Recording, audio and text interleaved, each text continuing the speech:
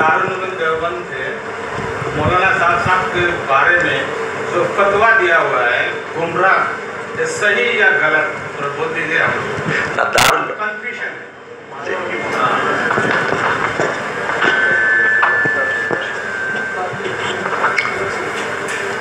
भाई देखिए,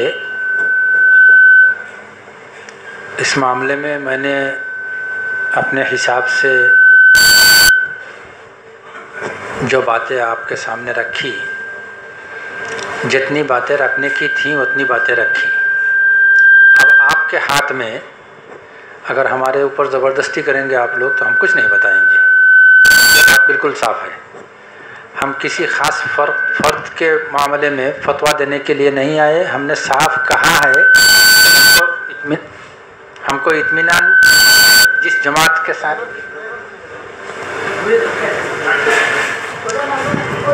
जिससे मुताल्लिक़ हमको इत्मीनान नहीं है उसके साथ हम नहीं रहेंगे। अब अगर आप लोग ये बताना चाहें कि मौलाना फ़लाँ के ख़िलाफ़, मौलाना फ़लाँ के ख़िलाफ़, तो इस उम्मत की ज़िम्मेदारी कौन लेगा? एक बात से फितना हो जाएगा, 1000 आदमी ऐसा करके इस फितने को रोक नहीं पाएगा। लिहाजा इससे आगे की बात हमसे कहलवाने की कोशिश मत किया कीजिए। समझने वाले लोग समझ चुके हैं, करना क्या है ये भी हम बता चुके हैं। हम कॉम्प्रोमाइजिंग एटीट्यूड लेकर के हम बात नहीं करते, लेकिन हमारे बात करने का एक तरीक़ा होता है, एक अंदाज़ होता है, और कुछ उसूल और ज़वाबित के तहत में हम लोग बात करते हैं। मौलाना साहब से हमें क्या लेना देना? मरकज़ निज़ामुद्दीन के ज़िम्मेदारों की तरफ से गैर ज़िम्मेदाराना बातें, बयानात आते रहते हैं।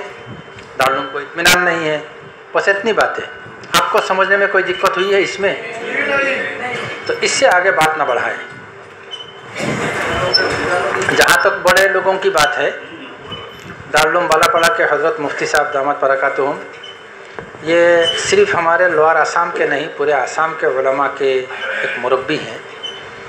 और जैसे मुफ्ती साहब ने अभी बताया, मसलहत इसी में है कि उन जैसे लोग खामोश रहे। अगर वो लोग किसी बात पर एक तरफ हो जाए तो, लेकिन पब्लिक मानने वाली नहीं है। 2-4 पब्लिक मानेगी, 100, 200, 500 आदमी नहीं मानेंगे। तो जिस बात को हक़ को साबित करने के लिए, हक़ को भी साबित करने का एक तरीक़ा कुरान में बताया गया है, और ये लोग उसी अंदाज से काम कर रहे हैं। हमें कुछ कहना है, उनसे कहेंगे। आपसे जो कहना था हमने कहा।